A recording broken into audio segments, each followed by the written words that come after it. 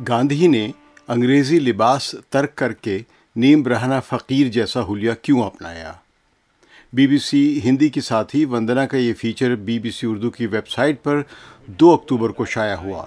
सुनिए सकलैन इमाम की ज़ुबानी।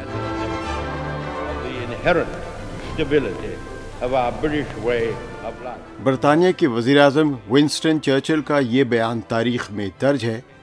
नीम बरहना हालत में वायसराय के महल की सीढ़ियाँ चढ़ना और बादशाह के नुमाइंदे से बराबरी की बुनियाद पर बात करना ख़तरनाक, नामाकूल और सरकशी से भरपूर रवैया था जो गांधी जैसे वकील की जानिब से रवा रखा गया।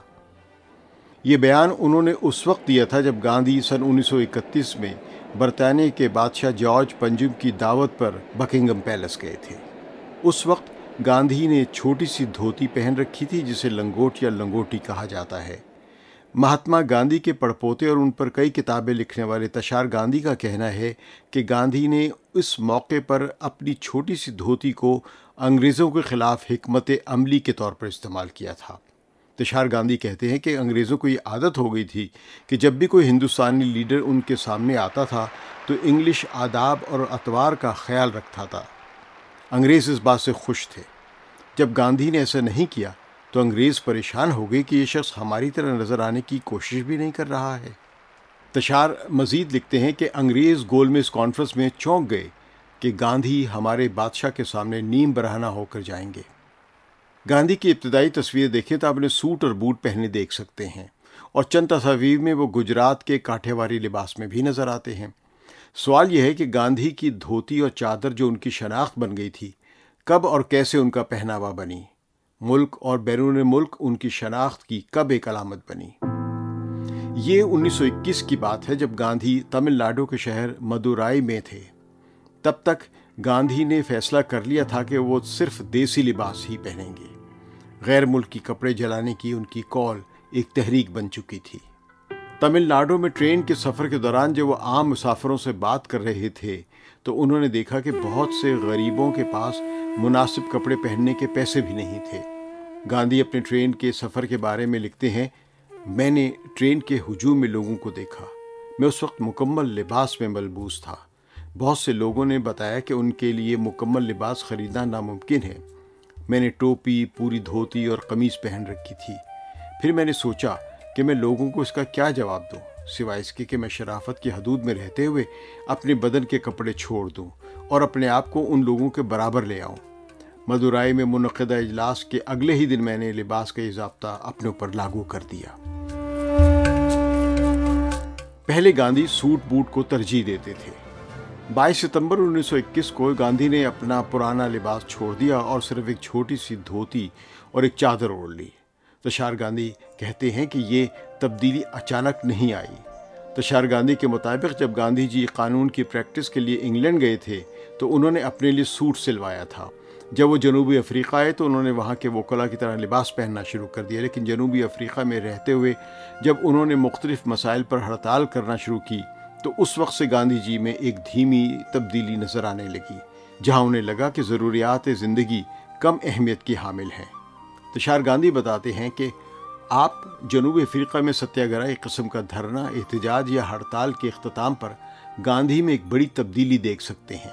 आप देखेंगे कि गांधी ने लंबा कुर्ता और लुंगी पहन रखी है। ये गांधी का उन हिंदुस्तानी तमिल शहरियों को जो हड़ताल के दौरान मर गए थे खिराज अकीदत पेश करने का तरीका था।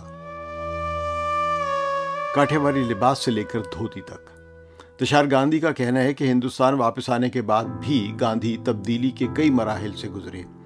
वो कहते हैं कि जब गांधी हिंदुस्तान आए तो उन्हें खुद को एक हिंदुस्तानी के तौर पर जाहिर करना पड़ा।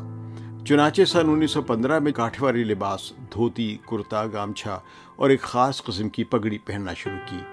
जब वो गोपाल कृष्ण गोखले के कहने पर हिंदुस्तान के दौरे पर रवाना हुए तो तब उन्हें हिंदुस्तान के हालात का अंदाज़ा हुआ।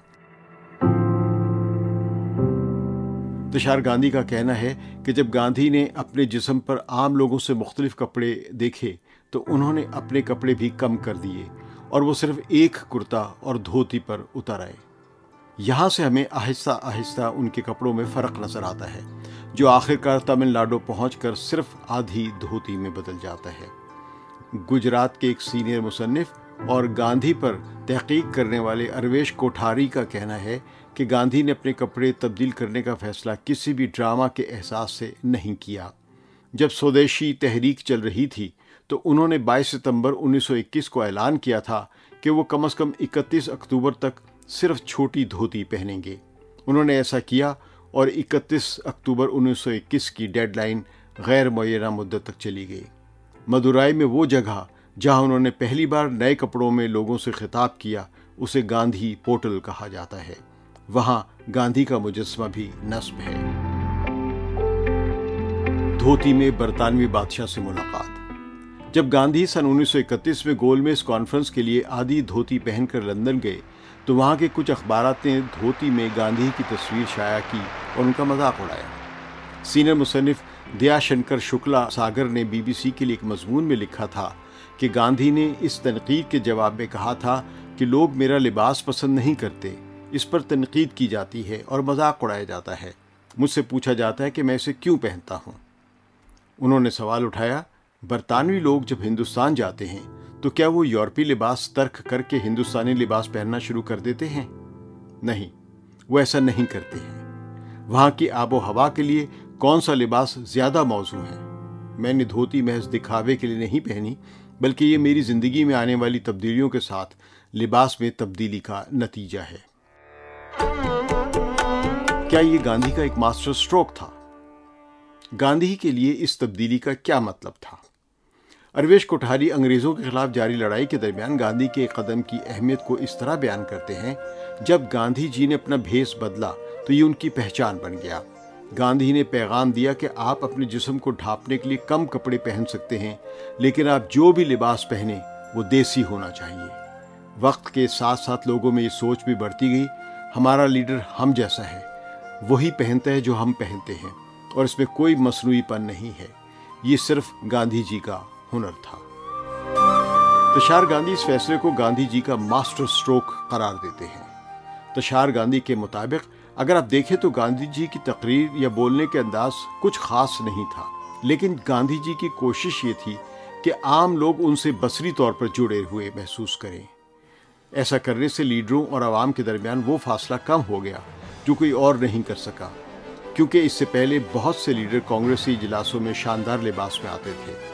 उनके कपड़े उनकी जात, रंग और दौलत की अक्कासी करते थे। गांधी जी ने इन लिबासों को छोड़कर एक नया माहौल बनाया।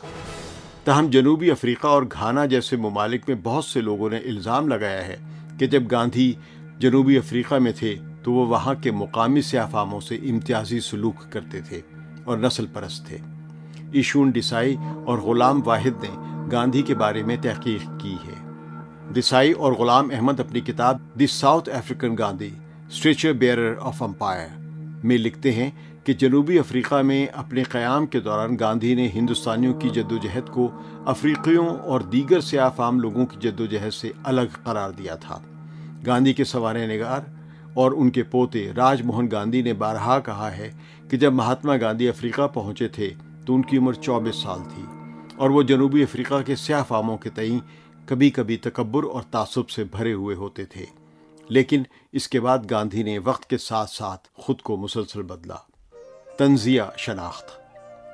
मजमून के आगाज में बात की इब्तदा बरतानिया के बादशाह के महल से हुई थी, जहां वो आधी धोती पहने यानी लंगोटी पहन कर गए थे, जबकि शाह जॉर्ज पंजुम अपनी पूरी शाहाना शान और शौकत में वहां तशरीफ लाए थे। जब गांधी बादशाह से मुलाकात के बाद बाहर आए तो बरतानवी सहाफ़ियों ने उनसे पूछा, मिस्टर गांधी, क्या आपको नहीं लगता कि आपने बादशाह से मिलने के लिए मुनासिब कपड़े पहन रखे थे?